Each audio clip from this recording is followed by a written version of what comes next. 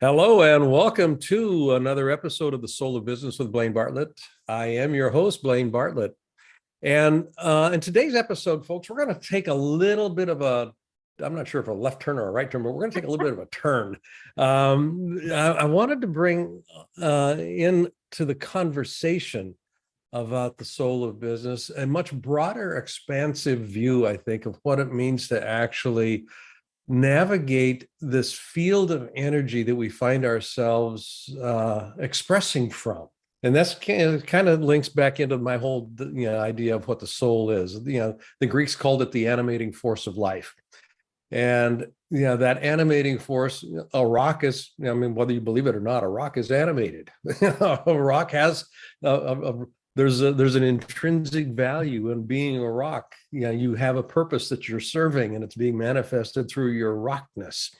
The isness of who you are, of what you are. Same is true with trees, people. I've got deer that are wandering around the property right now. Businesses have a soul, and that's the word I use for this animating force is the soul. Businesses have a soul that gives that business a unique platform to manifest from.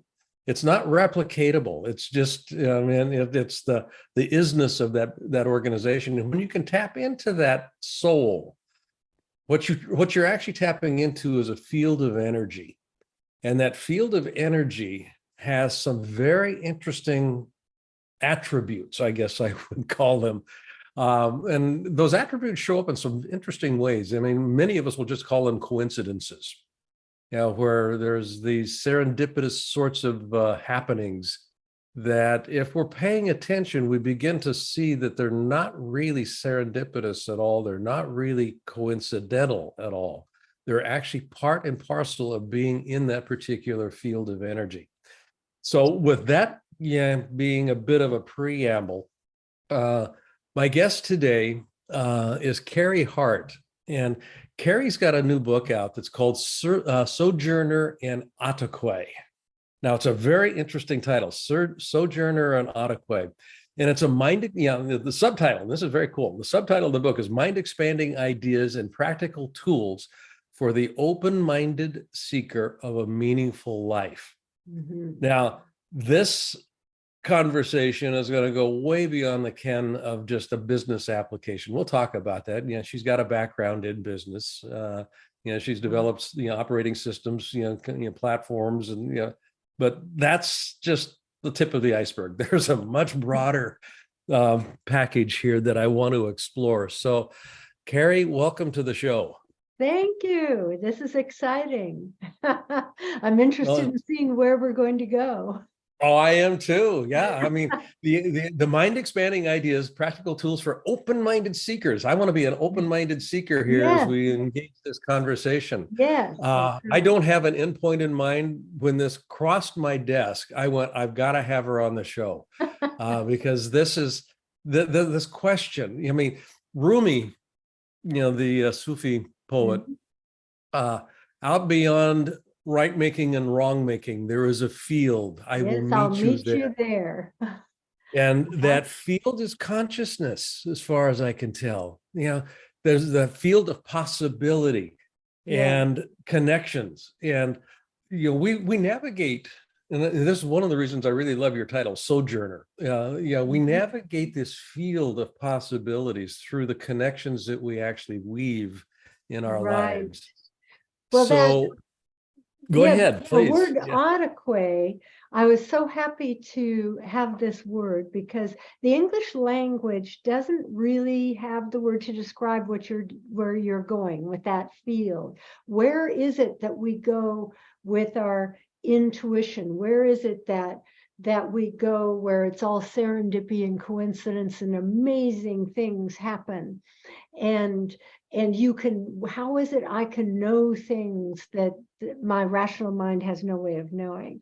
And the Deepak Chopra calls this area the non-local consciousness. Well, that's not very poetic, is it? But he gets consciousness, which is the energy, the non-local, meaning it's beyond time and space. Yep. And I know as in shamanism, they talk about non-ordinary reality, which again is lacking a little poetry, but is still, it's right, it's real. It's real. What this, our intuition and all of these, we all know we are all deeply intuitive and we live here. So I had this word come to me, Ataquay, as part of a whole, I don't know if you want to go into that, but No, definitely. This is part of the exploration conversation. Let's see where this field opens up. So when I was looking for this title of this book, and I thought, oh, I wish I had a word. And I thought, wait a second, I do. I have a word. It's Ataquay. That's the word that came to me. So what happened was I was meditating. I was on a journey, a shamanic journey, if you will, and meditative on my own. And I saw in my mind's eye this blue portal, and I went into it. And on the other side was this energy called Ataquay. And I understood that the Ataquay energy had been very active on the earth thousands of years ago in the Amazon region. And that then when the indigenous people died out, it withdrew. And because it had worked closely with a group of people, and that it was ready now I was asking me to bring it out through the portal and into our world today so that it might learn how things are today, and how it might in today's world fulfill its mission to help humans tap back into our honor and dignity and truth and all those beautiful things that the human is capable of, right? Which are sadly lacking in many ways today. And so I did, I brought it out and I worked with it a bit, and then Ataquay just kind of went out into the world. And then it has now returned to me and is asking me to help it fulfill that mission. But one of the great gifts that I have received so far from Ataquay, because I'm just on this is the path I'm currently on. It's not like, oh, I know everything yet, is language. And I have some words that are kind of missing in the English language that I'm getting through Ataquay. And the main one that is Ataquay. And Ataquay just describes that land that we know is so real. And when you talk about the soul of business, well, a great business is run from that place, right? A great business has a leader who's tapped in at a higher level, and that can bring that out, right? Absolutely. Yeah. The idea of I mean, I've been working in the field of leadership development for 40 years, easily, 40 years. And one of the things that I noticed, decades ago, is that the leader in any organization, and I'm not talking about necessarily a titled position, but the person that is recognized as being the leader, whether it's an informal role or a formal role, they set the ceiling on the way that the organization actually functions. And the organization typically doesn't function much beyond that ceiling. And that ceiling is kind of ethereal. It's a ceiling of consciousness. It's a ceiling of possibility. It's a ceiling. I'm loving where you're going. Keep on. Yeah. So it's the idea here has to do with, when I begin to elevate my consciousness as a leader, I make room for other possibilities to emerge. And that for me is the quintessential role of leaders.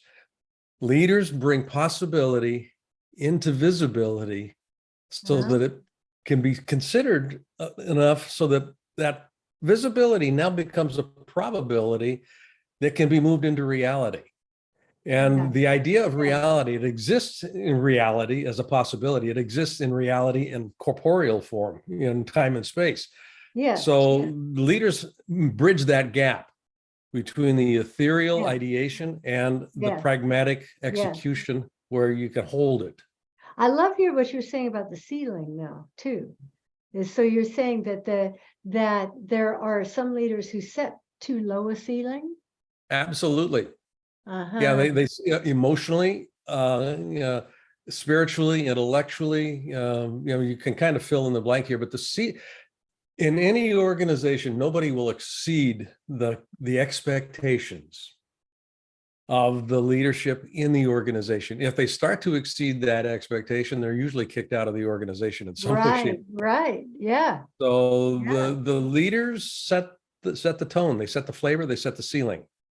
And that's the challenge, I think, for effective leadership, is to continuously look internally. Yeah, continue. What am I manifesting out there externally? There's nobody out there but me. There's no thing Yeah. out there but the Yeah. ideation that I have in here, and it's made real out there. So this idea of non-local reality, this idea of, yeah, Yeah. there's a field, and everything is possible in this field. It, And the idea yeah. of, the way that you've defined Ataquay, and I'm going to go directly here to, one of the pieces I got when I started, doing a little bit of Uh-huh. research around what you're doing here. The land of Ataquay, the energetic field beyond ordinary time and space, where everything that is, was, and will exists in a state of pregnant possibility. It's the place of shared expanded consciousness, the place where everything is connected and seeming coincidences are more than just happenstance. I mean, Yeah. that is a poetic definition. I just love the alliteration and how it runs. But the idea there has to be, for me, that there is a way to access it. There's a way to play with it. Right. And you talk about this in part of your life's Yeah. history, Yes. about, you made occasional unexpected visits into this land, as I think many of us have. I think we all do in our way. And Yeah. we just don't realize what we're doing. And everybody has, it's so common, these experiences of knowing who's calling before you pick up the phone, Yep. suddenly saying, oh, I have to go check on the baby. These things happen all the time. Walking out the door and remembering, oh, I better take that, even though it doesn't make sense at the time. You bring with you the thing that you're going to need later, because in fact, there is a level in which Yes. everything. And we are trained not to listen to that. We're trained not to believe that, but in fact, we're all highly intuitive. But one of the things that I found in studying intuition is that one of the reasons that it seems hard to grasp is that we're all very different. We have different intuitive senses.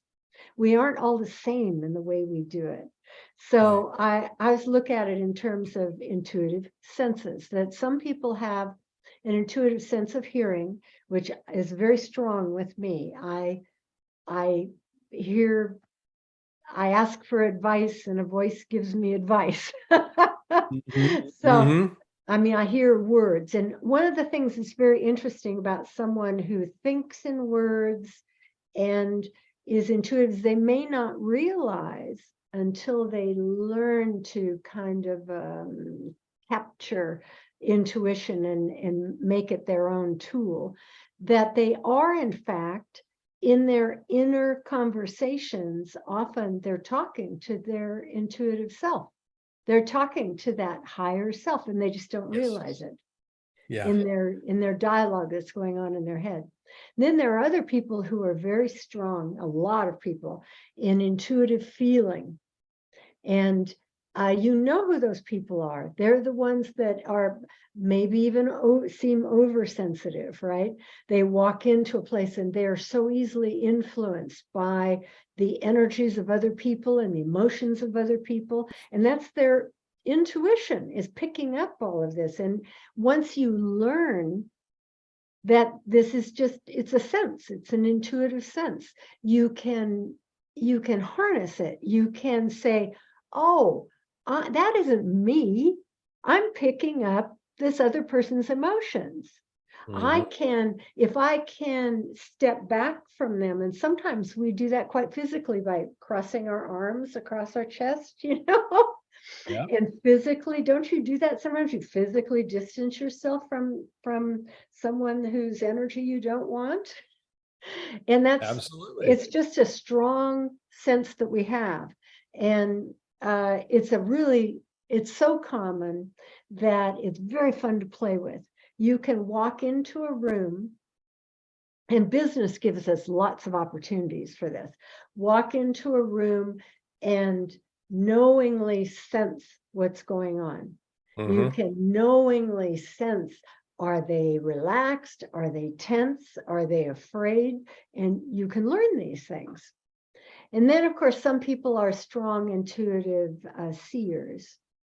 And there are a couple of aspects of that. One is internally, with being able to see possibilities and visualize, really strong visualizers.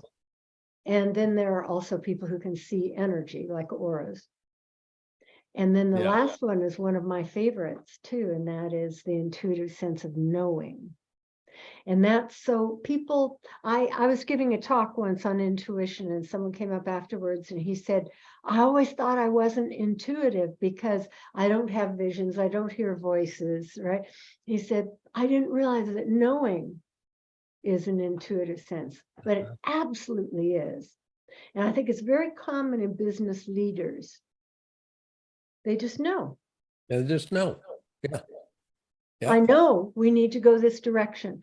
You all gave me great advice. You gave me all the numbers. You told me what we ought to do, but I know we have to go this way. And that's a business leader for you. Yeah. I mean, it truly is. I mean, that sense of tapping into the field. Yeah. We could call it gut intelligence. Yeah, would be or gut intuition. That sort of a thing. That's right. In business, particularly, and for those of you that are in business that are listening, I'd be very interested for you to pay attention, or I'd be very encouraging of you to pay attention here in terms of how you actually lead your organization from that intuitive basis. Your your business's soul is speaking to you all the time.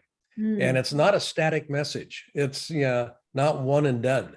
Because if you're truly expressing the soul of anything, there is growth involved, and growth will change form. I mean, when things are growing, everything will change form. And if you're not intuiting, what that next growth cycle is, or that next growth phase is, there's a letting go that needs to occur, I think, in my experience in business leaders. Yes. Letting go of the status quo. And this is true, I think, in life. Being able to accept the letting go that makes possible something new. And yes, one of the worst things you can do is stick with a plan that stopped working. Yep. And when your intuition tells you, and it's hard to do that. It's hard to trust. That's one of the main things with intuition, is learning to trust it. And a great business leader trusts their intuition over everything else. They trust it over advice, rational thought, everything, because they're driven to do that. They're driven to do that. And I love reading, stories of great, if you think like Stephen Jobs, for example. Now, there was a person with vision. Was he always nice? I guess not. But he was a person who saw a vision and was very in tune with what was coming next. And, when you talk about the business energy, well, that's one chunk of energy within the overall, our energy of our society and the trends through it. And it's fascinating. It truly is. And it's the fascination that intrigues me, because We're going to come back. We're going to take a brief break here, but I want to move into this domain of fascination, because I think that there's some things that we can work with here when we start unbundling just what it means to be fascinated by something. Okay. And it has to do with the energy of the field. So we're going to take a real quick Okay. break here, folks. Carrie Hart is my guest, and we will rejoin Carrie in just a moment. I want to thank you for listening. I want to also invite you right now to go to blainebartlett.com. And on that site, which is my personal website, you'll see services up on the top menu. I'd like you to click on Leadership Mastermind. Now, why I want you to do that is we have structured a mastermind program that is very unusual and it is very powerful. And by going onto that site and clicking that link, you'll be taken to a landing page that is an invitation to join this mastermind. It's a 52-week long exploration of what it takes to be a highly effective leader in today's fast-changing environment. You won't regret it. And if you've been liking what you've been listening to on these Soul of Business podcasts, how does one become a leader that can keep connection to the soul of business? That's what we look at. That's what we're about in this mastermind program. So again, go to blainebartlett.com and click on the services link. And there you'll find the link to the Leadership Mastermind program. Look forward to seeing you there. Thanks for listening to this little commercial. And now back to our show. Welcome back. Before we took a break, Carrie and I were talking about the nature of, well, I was talking about, instead we were going to explore the nature of fascination as a mechanism, and I'm going to use the word mechanism very specifically here, as a way to keep myself plugged into that energetic field, into the soul of my business, into the soul of myself, into the soul of my life. So that more frequently than not, I'm actually able to access it. Because the tendency and the default for just about everyone on this planet is to get captured by what we see going on around us materially. Yeah, the circumstances of life have, the siren call that, kind of keeps us stuck in one plane of existence. It's fascination to me. And it's fascinating, but it's fascination that can pull me up out of the hypnotic trance that my circumstances will, weave around me and keep me stuck. What's been your experience, Carrie, as you've kind of played with this, this whole notion of Ataquay? How does fascination actually work in this conversation with the field? Well, when I first began my spiritual journey, I was well into my business career. And then I started doing my spiritual explorations. And when I say spiritual, to me, it had nothing to do with religion, really, or anything like that. It was exploring what we've been talking about, exploring Ataquay. I found that I could go in the morning and ask for a word for a day, and a word would pop into my head, and it was exactly what I needed to know for that day. And then I started getting advice. I started getting all of this advice, and I found I could tune in and ask for, how should I approach this meeting? And I would get very specific advice, which always turned out right on the button. And I became completely fascinated with, how could this be? What is going on? What is this that I can access? And once you allow yourself to accept that there is a field of Ataquay, that there is a place that's full of truth and knowingness, and it is fascinating. There's no end to the explorations that you can take. Once you get past that idea of what our society teaches us, that the material is the only thing. Boy, is that off. Boy. It sure is. And then what you discover is, the way I see it, there's a field up at the top here that I think of as the great all, or the great oneness. There's a level at which we're all one. You and I are just the same energy. Mhm. And then underneath that, there's a level at which you and I each have soul is a good word for it. The word that I learned from Ataquay is we have an ayama, which is our eternal presence. It was there before we came here on earth. It'll be there after, and it's here right now, and we can tap into it. It's just our eternal presence. And then we have the field of Ataquay, which is full of help. There's all this energy or entities, whatever you want to call it, if you like angels or power animals or spiritual entities, whatever it is, it doesn't really matter. There's help for you. And that help is trying to open up the channel between you, your physical self, and you, your eternal self, so that you can get a pure channel of light, love, and truth. Because you have a truth. You do. You have a truth about who you really are and in your center, and you can open up and learn to just bring it right down. And you have a world of knowledge that you can tap into about, as you say, what's happening elsewhere in the world, what's about to come. When you sensitize yourself to that, then you can know what is the place where my individual path intersects with what's going on elsewhere in the world, because there are obviously energies at force, like say, for instance, in the Ukraine, right? Mhm. That go beyond the things happening that aren't just you, right? Right.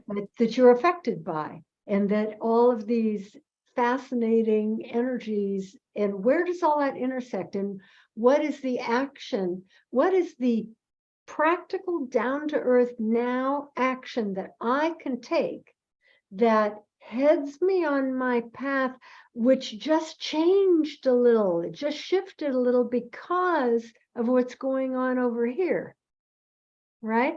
And so Yep. it's this, I think what we want to be in is this really lively interplay with energy, with what's happening and who we are.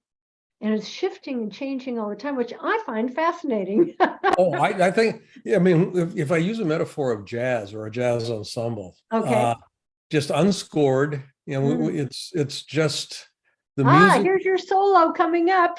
Yeah, you're listening, and it's kind of like, okay, there was a syncopated beat over here. I think I can actually move into this. Uh-huh. And Right. it's not scored, but it's a function of paying attention, and this is how life Oh, I emerges. like this. I like this. And so you just kind of flow with it. Yeah. Businesses that are successful, individuals that are successful, are not formulaic.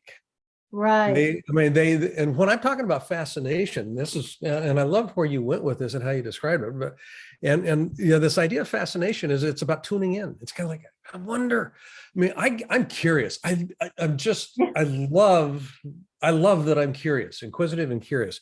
When I move in, walk into a room and there's a cupboard, not out of being snoopy or nosy. I want to know what's behind that cupboard. It's kind of like, what, yeah, what's behind there? Like a How cat. do they put that together? Like And I'm fascinated by closed doors. I'm oh, fascinated by the possibility that moving that door open actually can produce. mm, And it's that fascination that keeps me personally connected to aliveness. yes. And that, the idea of in the work I do with leaders, one of the very first platforms I'll organize it around, or domains I'll organize my work with, is this notion of awareness. And not for the idea of emotional intelligence development, although that certainly comes with it, because awareness is the foundational cornerstone of emotional intelligence. But Mm, awareness, in the way that I define it, is a noticing of where the energy that moves to and through me is either opened or blocked. Mm. And I get when I can get fascinated with, where am I blocked? Where am I open? How can I leverage that? How can I open that? That fascination, tuned into that energetic field. Where is it actually moving for me? That curiosity gives me a lot of license to do some very interesting things, and it raises the ceiling, not only in my life, but it raises the ceiling in my organization, because it now gives permission for others to explore. Right. And I think that's where innovation actually begins to appear, what we call innovation. It's just a recognition that there's something there that can come through. Right. And I'm a singer-songwriter as well. And when I used to read a lot of stories, there was a wonderful magazine about songwriters, and I'd read their stories, and they always would say, well, I don't really write the songs. They come to me. And it depended on their belief system. Some of them said it comes to me from God, some said whatever. But it was a pattern that, especially their greatest songs, the really great song, they received it. They received it in a rush. And it's the same thing. It's the business idea.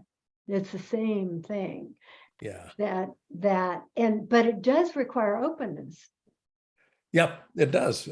And I think, openness, there's to me, just be open. Okay, how do I be open? Well, you get fascinated. And